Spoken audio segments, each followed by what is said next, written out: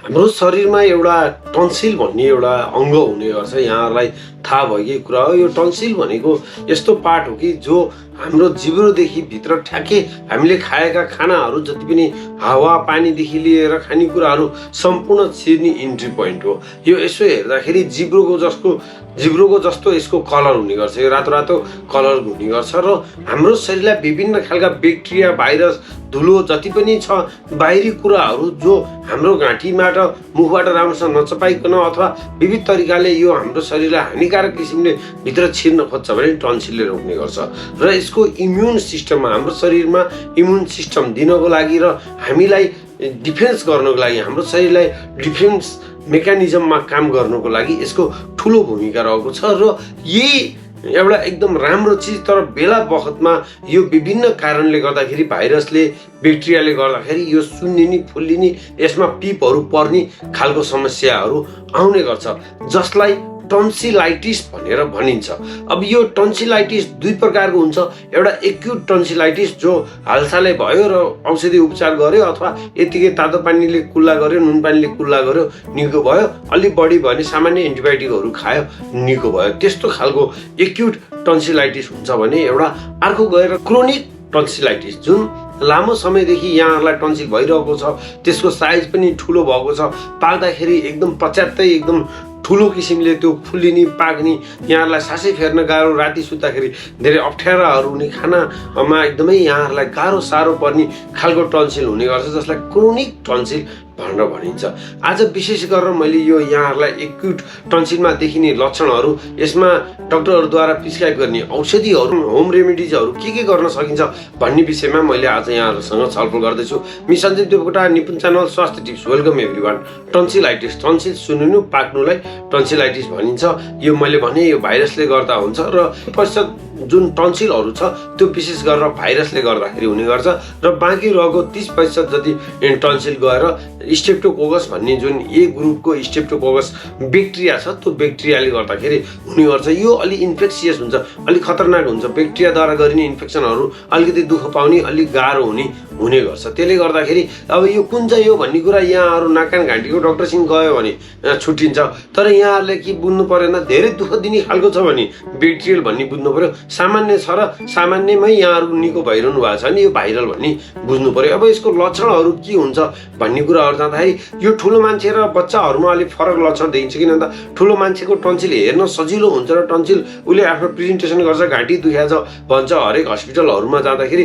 तर बच्चाहरू बोल्न नसक्ने, राम्रोसँग कहाँ चाहिँ के भएको छ भन्न नसक्ने भएको कारणले बच्चाहरूले चाहिँ विशेष गरेर टन्सिल आउँदाखेरि अलिक निल्न गाह्रो भयो भन्न सक्छ, खानेकुराहरू खान अलिक अप्ठ्यारो मान्ने, खाना खान्न भनेर टार्ने हुनसक्छ, रियालहरू चुहाइरहेको हुनसक्छ, उनीहरूलाई ज्वरोहरू एकदम हाई ग्रेड फिभर 102-3 ज्वरोहरू आइरहेको हुनसक्छ। तर उनीहरूलाई फेरि रुगाखोकी नलाग्ने हुनसक्छ। विशेष गरेर बच्चाहरूमा रुगाखोकी लागेको छैन, हाई ग्रेड फिभर छ, खानाहरू खान मानेको छैन, पेट दुख्यो भने छ, कहिलेकाहीँ भमिटहरू गरिरहेको छ, यस्तो खालको लक्षणहरू बच्चाहरूमा देखिएको छ भने त्यो बच्चाको डक्टरलाई देखाएपछि क्लियर हुने गर्छ। ठुलो मान्छेमा विशेष गरेर टाउकोहरू दुख्ने, ज्वरोहरू, शरीरहरू दुख्ने गर्छ, ज्यानहरू दुख्ने, एकदम ढाडहरू चिक्ने, एकदम कर्कर खायो भन्ने गर्नुहुन्छ उहाँहरूले। अब घाँटी चिलायो भने, थुक निल्दाखेरि घाँटी दुख्यो भन्ने, घाँटी हेर्दाखेरि टन्सिल भएको, टन्सिल बढेको ठुलो र त्यसमा चाहिँ पिपहरू जमेको, त्यस्तो खालको कन्डिसनहरू देखिन सक्छ।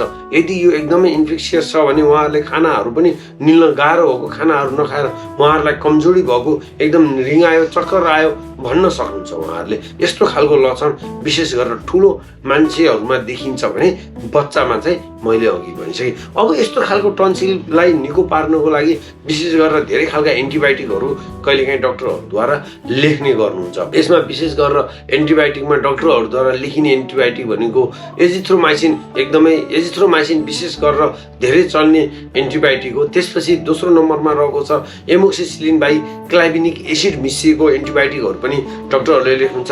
त्यसरी नै सेफोटोक्सिम औषधि जुन 200 mg को सेफोटोक्सिम हुन्छ, सेफोटोक्सिम कता कतै सेफिक्जिम पनि लेख्ने गर्नुहुन्छ। अब त्योभन्दा माथि अलि हाई लेभलको इन्फेक्सनहरू छ भने सेफुरोक्जिम भन्ने औषधि पनि डाक्टरहरूद्वारा एन्टिबायोटिकमा चलाउन सक्नुहुन्छ। यसमा सपोर्टिङ ड्रगमा डक्टरहरूले पेन्टोप्राजोलहरू अनि एन्टी एलर्जिकहरू फेक्सोफेनाडिनहरू 120 180 काहरू लेख्न सक्नुहुन्छ।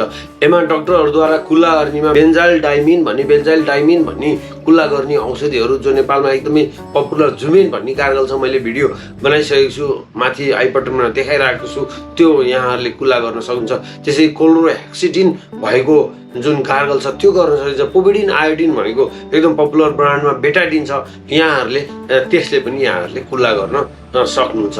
र यी सबै गर्दा पनि यहाँहरूको यदि ठुलो मान्छेमा एकदमै फ्रिक्वेन्टली टन्सिल भइरहेको छ, एकदमै धेरै पटक टन्सिल भइरहेको छ, उहाँहरूलाई बारम्बार टन्सिल भइरहेको छ, उहाँहरू एकदम कमजोर भइसक्नुभयो, बारम्बार महिना दिनमा एकचोटि टन्सिल हुन्छ, बारम्बार हुन्छ, यदि उहाँहरूको एकदम ठुलो सुन्नीको छ, एकदम दुख्छ, एकदम गाह्रो हुन्छ, खाना खानै गाह्रो हुन्छ र एकदम फ्रिक्वेन्टली हुन्छ भने अपरेसन गर्नुपर्ने हुनसक्छ। त्यसको लागि यहाँहरूले आफ्नो सर्जनको सल्लाहमा, यहाँहरूको एन्टी सर्जनको सल्लाहमा यहाँहरूले अपरेसन पनि गर्न सक्नुहुन्छ। तर नोट यहाँहरूले के राख्नु पर्यो भन्दा यो एउटा डिफेन्स सिस्टममा काम गर्ने एउटा अर्गान भएको कारणले के गर्दाखेरि यहाँहरूलाई टन्सिल बढी हुन्छ, के यहाँहरूले त्यस्तो व्यवहार गर्नुहुन्छ, जस्तो कसै कोही चिलो चिसोसँग एलर्जी हुन सक्नुहुन्छ, कोही धुलो धुवाँसँग एलर्जी हुन सक्नुहुन्छ, अथवा अरू कोही कुनै खानेकुराहरूसँग एलर्जी हुनसक्छ, अथवा कोही यहाँको इम्युनिटी पावर यहाँहरूले गरेका खानेकुराहरूमा यथेष्ट रूपमा इम्युनिटी पावर भरिपूर्ण खानेकुराहरू छैन भने पनि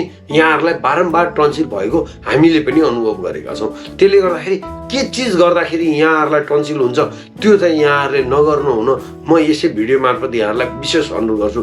धेरै टन्सिल भइरहने व्यक्तिहरूले सुत्ने बेलामा सादा पानीले यहाँहरूले टन्सिल कुल्ला गरेर सुत्नु भयो भने एकदम ठिक हुन्छ। धेरै टन्सिल भइरहने व्यक्तित्वहरूले यदि यहाँहरूलाई रुगा लाग्यो, यदि यहाँहरूलाई रुगा लाग्ने, नाकहरू चिलाउने, घाँटीहरू चिलाउने खालको सिम्टम देखियो भने त्यतिखेर तुरुन्तै यहाँहरूले सेटिजिन, लिभोसेटिजिन, फेक्सोफेनाडिन जस्ता एन्टी एलर्जिक औषधिहरू जो ओभर द काउन्टर पनि यहाँहरूले किनेर खान सक्नुहुन्छ, यस्ता औषधिहरू तुरुन्तै यहाँहरूले सेवन गर्नुभयो भने कहिलेकाहीँ त्यो टन्सिल नपाक्ने हुने गरेको छ र त्यो टन्सिल पाकेन भने यहाँहरूलाई अपरेसन गर्न नपर्ने नै हुनसक्छ। यहाँहरूले विभिन्न खालका टन्सिलका योगाहरू गर्न सक्नुहुन्छ। धेरै टन्सिल पाकिरहने, टन्सिल भइरहनेहरूलाई धेरै अनुलोम विलोम, कपालभाती लगायत अरू विविध खालका एक्सर्साइजहरू छन्, योगाहरू छन्, जसले गर्दाखेरि टन्सिलका बिरामीहरूले गर्न सक्नुहुन्छ र यहाँहरूको टन्सिललाई यहाँहरूले नियन्त्रित गर्न सक्नुहुन्छ।